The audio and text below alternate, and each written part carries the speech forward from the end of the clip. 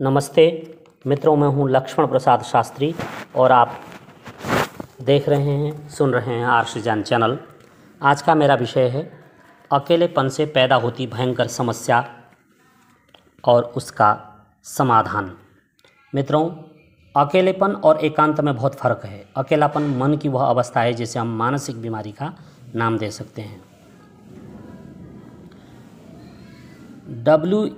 WHO के मुताबिक भारत में 20 करोड़ से ज़्यादा लोग डिप्रेशन अर्थात अवसाद सहित अन्य मानसिक बीमारियों के शिकार हैं। एक रिपोर्ट के मुताबिक भारत में काम करने वाले लगभग 42% कर्मचारी डिप्रेशन से पीड़ित हैं। डिप्रेशन और अकेलापन भारत सहित पूरी दुनिया के लिए एक बहुत बड़ी समस्या है। मित्रों, इसे केवल समाज की जिम्मेदारी मानकर नज़रअंदाज नहीं किया जा सकता। अकेलेपन से घिरा हुआ व्यक्ति स्वयं अपने विनाश का कारण बन जाता है। वह जीवन के बारे में न सोचकर मृत्यु के बारे में सोचने लगता है। अकेलेपन का शिकार व्यक्ति जीवन भर परेशान रहता है और उसे कुछ भी अच्छा नहीं लगता, कुछ भी समझ में नहीं आता। विश्व स्वास्थ्य संगठन के मुताबिक दुनिया भर के युवाओं की मौत की तीसरी सबसे बड़ी वजह आत्महत्या है और इसका सबसे बड़ा कारण है अकेलापन। यूँ तो अकेलापन कहने को केवल एक शब्द है, लोग इसे गंभीरता से नहीं लेते, किंतु हाल ही में स्थितियों को देखते हुए दुनिया भर के देशों ने अब इसे गंभीरतापूर्वक लेना शुरू कर दिया है। अकेलेपन का शिकार केवल वही व्यक्ति नहीं होते जो समाज में अकेले रह रहे हों, बल्कि इसका शिकार कई बार ऐसे व्यक्ति भी होते हैं जो भरे पूरे परिवार, सगे संबंधियों और मित्रों से घिरे हुए हों और इसके बावजूद स्वयं को अकेला अनुभव करते हों। रिपोर्टों से पता चलता है कि कुंवारों की अपेक्षा शादीशुदा लोगों में अकेलेपन की समस्या 60% ज़्यादा होती है। हार्वर्ड बिजनेस रिव्यू की एक रिसर्च के मुताबिक अकेलेपन की वजह से एक व्यक्ति की उम्र तेज़ी से घटती है और उतना ही खतरनाक है जितना कि एक दिन में 15 सिगरेट पीना। बड़ी बड़ी समस्याओं से घिरे हुए व्यक्ति अक्सर अकेलेपन का शिकार हो जाते हैं। महामारियों और युद्ध के समय भी लोगों के जीवन में अकेलेपन की असुरक्षा बढ़ जाती है। कोरोना काल में विशेषकर लॉकडाउन के समय सभी ने इस अकेलेपन को महसूस किया। अवधि में लोगों के व्यवहार में अनेक बदलाव आए, उनमें गुस्सा, निराशा और घुटन बढ़ गई। ये भावनाएं ही व्यक्ति के अकेलेपन के अंधेरे में धकेल देती हैं। अकेलेपन और एकांत में बहुत फर्क है। अकेलापन मन की वह अवस्था है जिसे हम मानसिक बीमारी कह सकते हैं, जबकि एकांत व्यक्ति के आध्यात्मिक विकास की अवस्था है। एकांत सृजन की जरूरत है, किंतु अकेलापन विनाश का कारण बनता है। हाल ही में जापान ने अकेलेपन को दूर करने के लिए एक मंत्रालय का गठन किया है। जापान से हमारे भारत सरकार को शिक्षा लेनी चाहिए। जापान के इस संगठन का नाम है मिनिस्ट्री ऑफ लोनलीनेस। वैसे तो जापानी लोग कर्मठ व ईमानदार माने जाते हैं, लेकिन अकेलापन उन्हें अंदर ही अंदर खोखला करता जा रहा है। जापान की जनसंख्या 12.5 करोड़ है। इसमें करीब 63 लाख बुजुर्ग हैं और 6 करोड़ से ज़्यादा युवा हैं, यानी कुल जनसंख्या में 5% बुजुर्ग हैं और 50% युवा हैं। ये बुजुर्ग ही जापान की चिंता का विषय हैं, क्योंकि इनके पास इनके अकेलेपन को दूर करने के लिए कोई साथी नहीं रहता। लोग अपने अकेलेपन को दूर करने के लिए रोबोट, डॉग और विभिन्न पशु पक्षियों का सहारा लेते हैं, किंतु उन्हें किसी जीवन साथी का साथ मुहैया नहीं होता।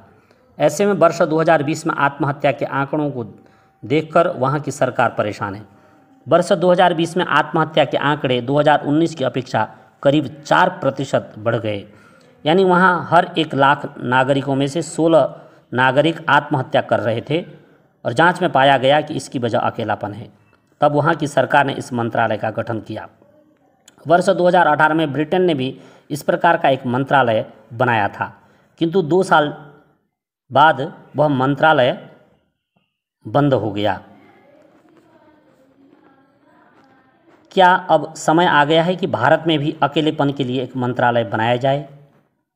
मित्रों, इस विषय में आप स्वयं सोचें और सरकार पर एक दबाव बनाएं जिससे इस प्रकार का मंत्रालय बनाया जाए और इस प्रकार के बीमारियों से जूझ रहे, मानसिक बीमारियों से जूझ रहे हमारे असंख्य भाई बहनों के ऊपर एक सकारात्मक संगठन हो जो उनके अकेलेपन को दूर करने में मदद कर सके। मैं आप सभी से निवेदन करना चाहता हूँ कि आप भी अपने बुजुर्गों को, अपने घर में कोई अवसाद से ग्रसित है तो उसको उस अवसाद से निकालने के लिए उसका साथ दें, उससे सकारात्मक ढंग से बर्ताव करें। मित्रों, समस्या के समाधान की ओर चर्चा करते हैं। अवसाद से बचने का एक ही उपाय है प्रसाद। प्रसीदिति प्रसाद, अर्थात जिससे आपके मन में प्रसन्नता हो वह प्रसाद। प्रसाद के बहुत सारे अर्थ हैं, पर मैं आप जो डिप्रेशन के, जो अवसाद से पीड़ित हैं, उनके लिए कहना चाहूँगा कि सबसे पहला जीवन का सूत्र है कि आप अपने आप को प्रसन्न रखें। नंबर 1, प्रसाद, अपने आप को प्रसन्न रखें, हर परिस्थिति में प्रसन्न रखें। अपने दिमाग में चिंता की लकीरों को उत्पन्न होने न दें। उसके बाद आप जो है ध्यान करें। जीवन का दूसरा सूत्र है ध्यान करें। ध्यान में आप ओंकार का जाप कर सकते हैं, मन ही मन, सुबह शाम आप ध्यान करें। आपका मन नहीं भी लगता है फिर भी आप ध्यान करें, इससे आपको बहुत बड़ी ताकत मिलेगी। जीवन का तीसरा सूत्र है सत्संग करें। जहाँ भी कहीं सत्संग हो रहा हो, धार्मिक प्रवचन हो रहा हो, वहाँ अवश्य आप जाएं। और जीवन का चौथा सूत्र है आप स्वाध्याय करें। आप वेद, उपनिषद, रामायण, गीता, महाभारत, इन ग्रंथों को पढ़ें, पुस्तकों को अपना मित्र बना लें।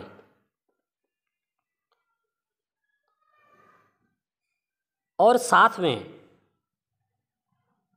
आप जो है, यदि आपके पास बहुत सारी धन संपदा है तो आप फार्म हाउस बना लें, वहाँ बहुत सारे पशु पक्षी पाल लें, उनके साथ समय व्यतीत करें।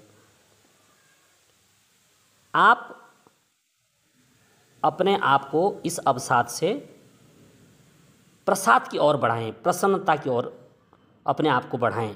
जब तक आप प्रसन्न नहीं होंगे तब तक आप इस अवसाद से ऊपर नहीं उठ सकते। इसलिए अवसाद का, डिप्रेशन का सबसे बड़ा समाधान है प्रसन्नता, और आप हर परिस्थिति में प्रसन्न रहें। आप निस्संदेह ठीक हो जाएंगे। इसके लिए कुछ आयुर्वेद की कुछ दवाइयों का भी आप सेवन कर सकते हैं। नींद के लिए निद्रोदय बटी है पतंजलि की, और आप कुछ आयुर्वेद की औषधियाँ ले सकते हैं। अपने निकटतम आयुर्वेद के वैद्यों से इस विषय में परामर्श करें। और इसमें ये अवसाद पैदा होता है अनिद्रा से।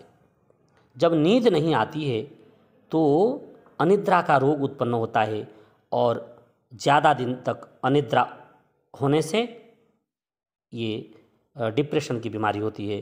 तो सबसे अवसाद का सबसे जो पहला कदम है वो नींद जो है वो आनी चाहिए, और हर परिस्थिति में नींद आने के लिए आपको उन दवाइयों का सहारा लेना चाहिए। जितने भी डिप्रेशन के मरीज हैं, जब वो अस्पताल में जाते हैं तो डॉक्टर लोग सबसे पहले नींद की ही दवा देते हैं, और नींद आने से आपके मस्तिष्क में शांति रहती है। तो इस प्रकार आप अवसाद से प्रसाद की ओर बढ़ें। प्रसाद का अर्थ होता है कि जिससे आपके मन को प्रसन्नता मिले, ऐसी आयुर्वेदिक औषधियाँ लें। और ऐसे उपाय करें जिससे आप अवसाद से ऊपर उठ सकते हैं, ठीक हो सकते हैं।